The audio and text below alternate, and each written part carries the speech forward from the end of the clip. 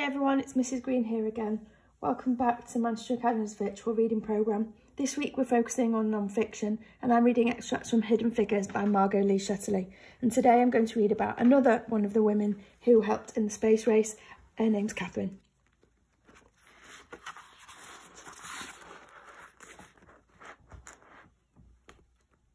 Within one busy year, Catherine Goebel and her family managed to fold themselves seamlessly into the peninsula's rhythms.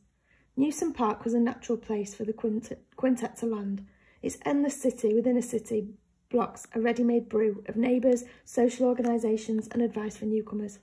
Eric Epps made good on his promise to find employment for his brother-in-law, Jimmy Goebel, who traded his teaching credential for a painter's job at the Newport News shipyard. It was the kind of stable, well-paid job that gave Negro men, even those with white-collar credentials, a chance to pull their families solidly into the middle class. The girls loved their new school and marvelled at living in such a large and dynamic black community. Langley's personnel department approved Catherine's 1952 application, but with a June 1953 appointment. The intervening year helped her to make the transition to everything but the Virginia heat. Many a night she pined for the White Sulphur Springs brisk summer nights. Filling the months in the meantime posed not the slightest problem. As a substitute math teacher at Huntington High School in Newport News, she had the perfect platform for meeting families in the area, and the 25th Street USO Club, which had continued operations as a post-war community centre, recruited their new neighbour to be the club's assistant director. From her involvement with the local chapter of her sorority, Alpha Kappa Alpha, and her choice of church, Carver Presbyterian, Catherine gained a strong social network and a new best friend. Eunice Smith lived 3 blocks down, and Catherine delighted in learning that her soror neighbour and fellow worshipper was also a 9-year West Computing veteran. In the early days of June 1953, when Eunice Smith drove over to Catherine's house to pick her up for work, the two women started a routine that would persist for the next 3 decades. They made small talk as they drove through the tidal flatland of Hampton, Catherine's cat-shaped wine-rimmed glasses lending her face a seriousness that matched her demeanour. The morning commute ended at Mrs. Vaughan's office in the Aircraft Loads building. It was a great and pleasant surprise to find that Catherine's new boss was not just a fellow West Virginian, but the neighbour who'd spent so much time with her family back in White Sulphur Springs. It didn't take long for Catherine to appreciate Dorothy's talents, both as a mathematician and as a manager. When they needed more computing power, engineers trusted Dorothy to staff the right person for the job, often hoping that she was at the top of her own list. Matching ability with assignments was only part of the challenge. The more subtle management skill was to match temperaments with the groups. The engineers could be a quirky lot, often brusque, temperamental or authoritarian. One girl's brusque was another's cruel. Working closely in a team was key to the entire operation, and Dorothy had both a licence and an obligation to see to it that her computers were set off on the best career path possible.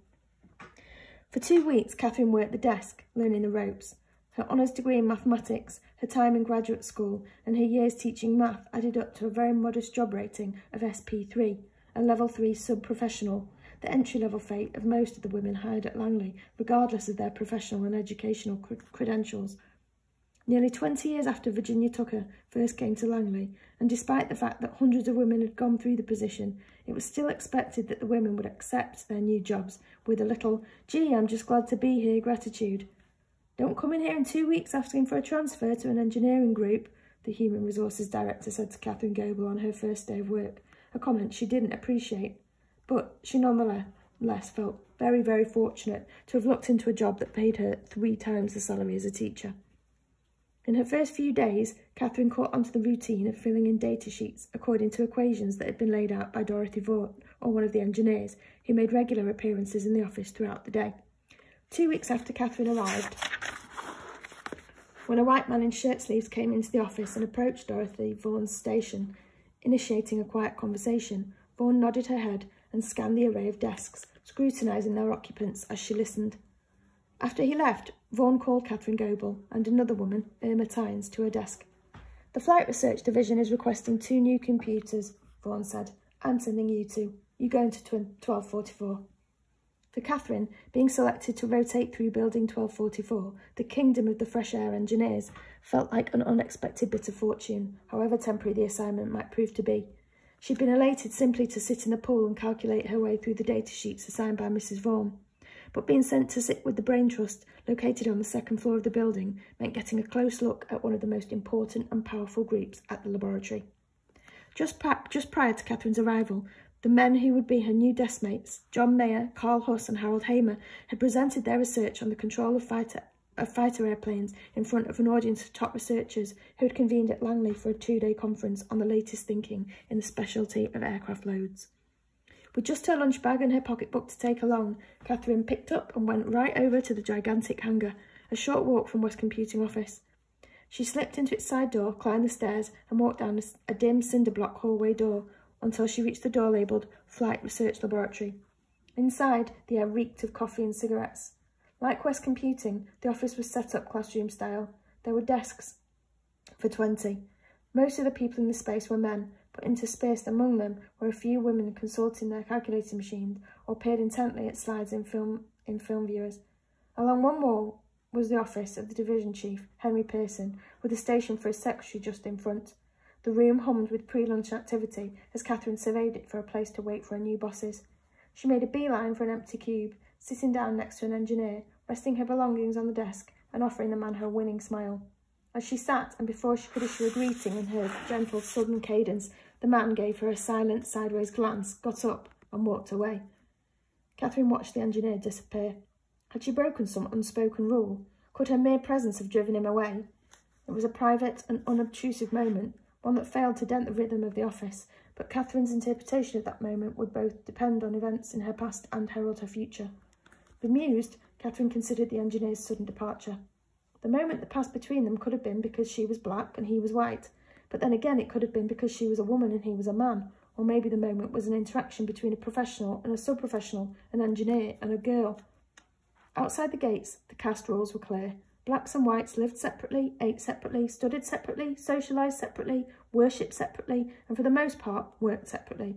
At Langley, the boundaries were fuzzier. Blacks were getted into separate bathrooms, but they'd also been given an unprecedented entree into the professional world.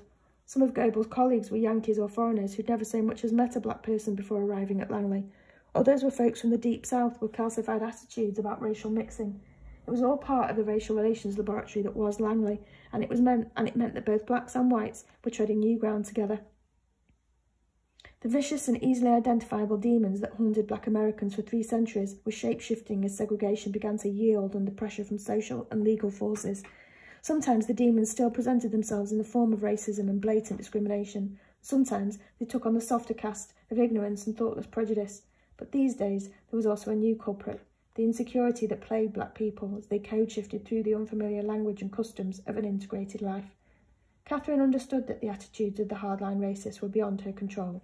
Against ignorance, she and others like her mounted a day-in, day-out charm offensive. Impeccably dressed, well-spoken, patriotic and upright, they were racial synecdoches, keenly aware that the interactions that individual blacks had with whites could have implications for the entire black community. But the insecurities, those most insidious and stubborn of all demons, were hers alone. They operated in the shadows of fear and suspicion, and they served at her command. They would entice her to see the engineer as an arrogant chauvinist and racist if she let them. They could taunt her into a self-doubting downward spiral, causing her to withdraw from the opportunity that Dr. Claytor had so meticulously prepared for her. But Catherine Goebel had been raised not just to command equal treatment for herself, but also to extend it to others. She had a choice. Either she could decide it was her presence that provoked the engineer to leave, or she could assume that her fellow had simply finished his work and moved on. Catherine was her father's daughter after all. She exiled the demons to a place where they could do no harm. Then she opened her brown bag, enjoyed her lunch at her new desk, her mind focusing on the good fortune that had befallen her. Within 2 weeks, the original intent of the engineer who walked away from her, whatever it might have been, was moot. The man discovered that his new office mate was a fellow transplant from West Virginia, and the two became fast friends. West Virginia never left Catherine's heart, but Virginia was her destiny. Okay, everyone, come back tomorrow.